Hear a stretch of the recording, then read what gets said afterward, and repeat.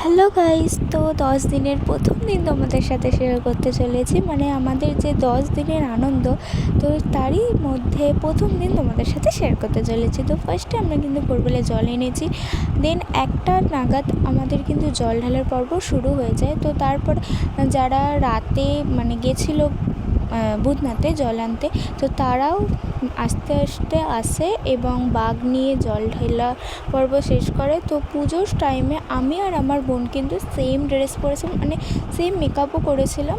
তো চলো দেখে নাও আমাদেরকে কেমন লাগছে আর কমেন্টে জানিও।